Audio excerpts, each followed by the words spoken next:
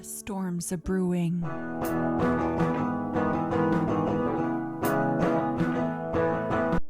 We sometimes forget that when we get through a storm, there is beauty on the other side. But it all depends on our mindset and how we take it.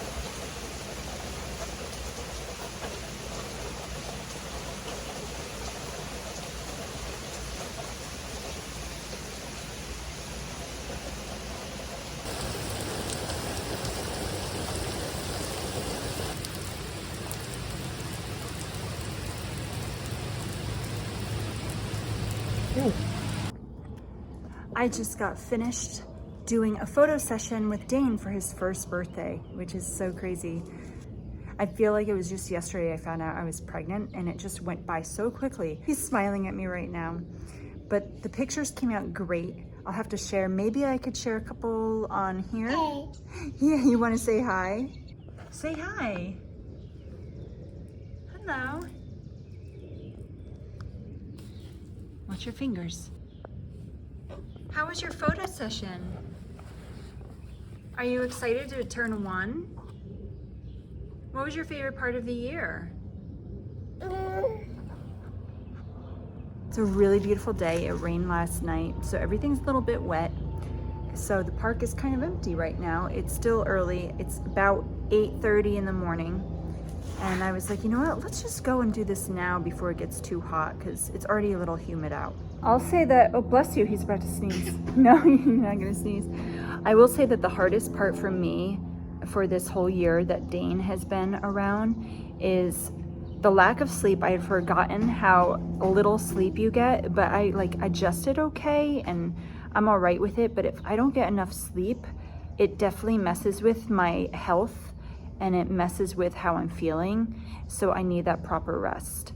Another thing would be the postpartum weight loss because my husband just sent me the other day pictures of myself a year and 11 months for my other 2 sons after and how I looked, and I got right back to being my skinny self. But this one, I don't know what it is. And I don't know if it's just because I'm 40 now or if it's because my diet changed since I last had my other 2. So I'm trying to learn about biomes and how that works with your body and if that can mess with postpartum. But I think ultimately, and I'm gonna be really open here, I didn't get my period for the whole year of nursing and him being around. And with my other 2, I got my period back 4 months in, even while nursing. And I think that having a regulated period is very helpful for your health, and it helps your whole system. And when you don't have that, I think that's why when people hit menopause, they start to gain weight and stuff like that, because your whole body is shifting and it doesn't know how to function as well. And a healthy period is a very good sign of good health. And when I don't have that, I think it is why I have kept on this weight so far and haven't been able to lose that last 10 pounds. And it's really affected my mental ability because I'm so used to being thin. I'm used to being in a healthy diet and a healthy fitness, and I'm still at that, but it doesn't show. And so that's what's so frustrating for me right now, is that I've done all this work and all these efforts and I'm not seeing any results. I could show you my weight the best I can. It's not bad. I'm not fat at all. I'm not overweight, but I'm much bigger than what I was. I could show you a couple pictures or even a video of how I was right before I got pregnant. And I felt the best I had ever felt. And I think that it's part of why I probably got pregnant when I did. And so now to just, to have like this double chin thing, I never had this here, and now I've got that. And I'm just learning how to cope with the changes, and I'm trying to accept them. And that's the hardest part, to accept it. Like, is this my new body? This is the body that nourished my child. And so for that, I'm very grateful for. And this is where I am right now. And it's not that I've done anything wrong at all, because I have not. So I'm really trying to get to that spot in my head to say, it's okay. It's frustrating and it's hard. My doctor, I want to have one more kid, and she said, don't worry about the weight, just get pregnant again and then worry about it. But that's like really hard, because I really want to snap back and then get pregnant, so that way it's not harder for me to lose the weight later. So that's where I'm trying to be kind to myself, and I'm not being kind to myself. And that's really hard. The fact that I look in the mirror, I feel great, I feel thin, and I look in the mirror, I'm like, you're chubby. This is not who you are. This is not what you look like. Why do you look like this? It really is weird. It just feels weird, guys. So I'm just being open, and I wanted to share that. Thank you. All right, let's sing before he eats it. Happy birthday to you.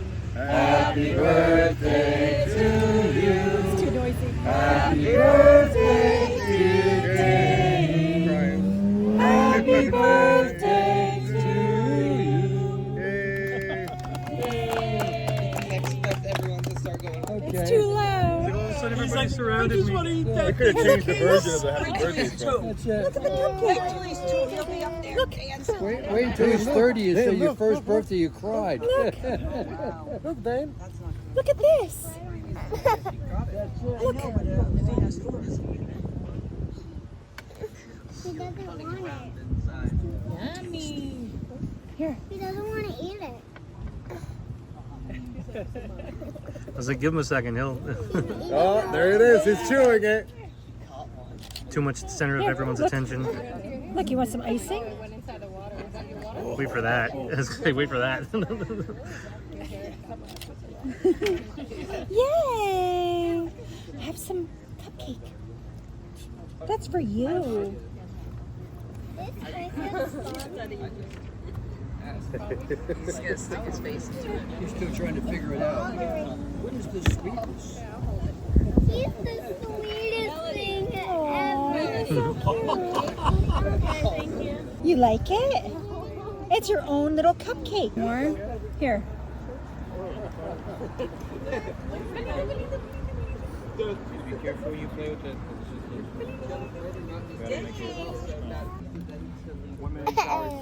He's like, oh yeah, this is, now I see. Now I see. Some help? There you go. Now you're getting the idea. Hey. Hey.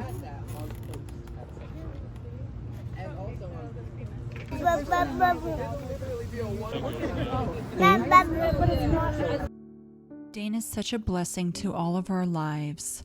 To celebrate his birthday, we had what is called a dedication ceremony. It's a Mennonite tradition to dedicate your baby rather than baptizing, christening your baby. When you dedicate children to the Lord, you make the decision to raise the child up in the ways of God. The community and the family also agreed to do this. My prayer is that Dayne will never waver in faith.